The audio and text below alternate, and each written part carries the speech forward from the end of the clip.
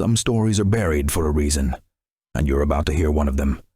Welcome to the Forbidden Files. A peaceful, small town of Enfield, Illinois, with quiet streets and houses nestled along a railroad line. Residents of Enfield living their daily lives, doors unlocked, a sense of calm and safety. Young Greg Garrett kicks a rubber ball behind his house, alone in the fading light. Greg hears a wet, dragging sound nearby, unsettling and strange.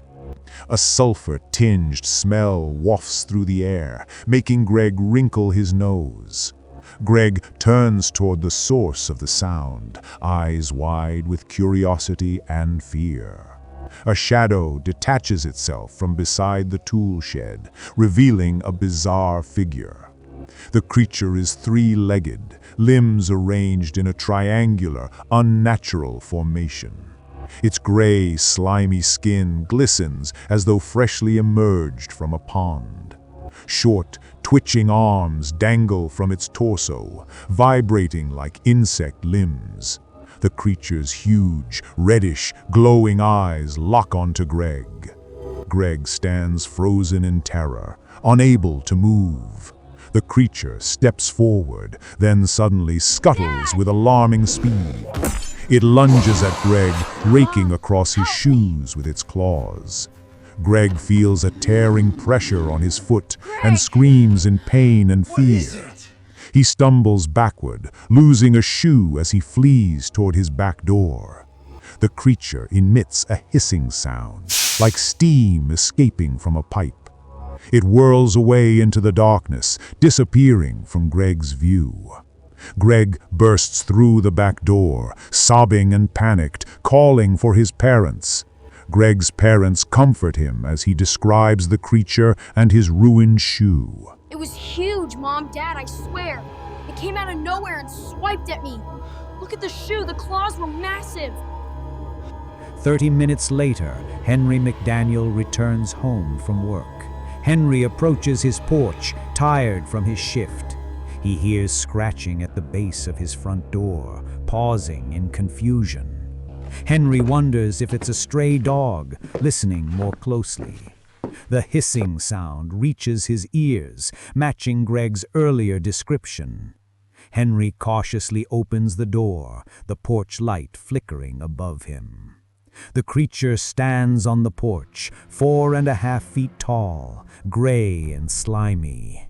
It balances on 3 clawed legs, claws clicking against the wooden porch.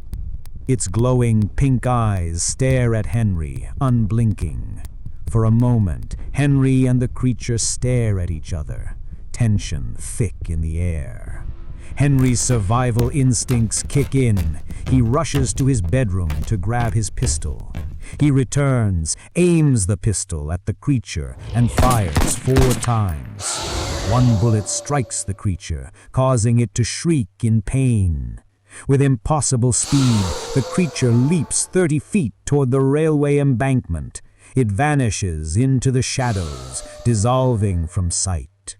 Sheriff's deputies arrive at Henry's house within the hour, lights flashing. Deputies examine the porch and surrounding area for evidence. They discover strange footprints, dog-like, but with 6 wide toe pads per foot. The prints are pressed deep into the ground, spaced farther apart than any normal animal. I've never seen anything like this. Are you getting a good angle on the toes? Yeah, the definition is clear. Definitely not human. Word of the encounter spreads quickly through Enfield, causing a stir. By morning, the town is buzzing with rumors and fear. Sightings of the creature multiply over the following months. 2 hunters report seeing a gray monkey thing racing through the underbrush. A local radio host claims to have recorded the creature's screech. Witnesses describe the creature's unearthly leaps, as if gravity bends around it. Suddenly, the encounters stop as mysteriously as they began. Mid-June arrives, fireflies light up the cornfields, and heat weighs on the town.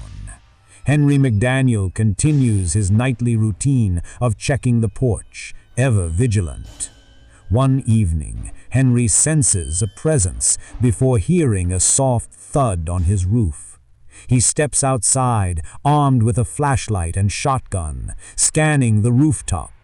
The flashlight beam reveals two glowing pink eyes staring back at him from the roof peak. The creature crouches on the roof, three legs bent in grotesque angles. Its arms flick, and its skin glimmers wetly in the flashlight's beam.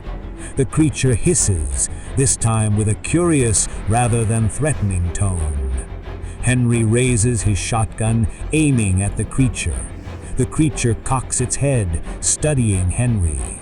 It raises one malformed arm toward the sky in a strange gesture.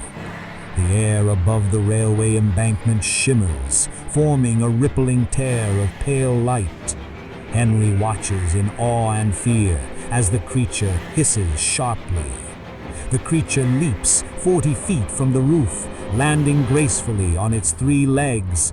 It sprints toward the embankment, leaping through the bright, rippling tear. The light snaps shut, leaving only silence behind.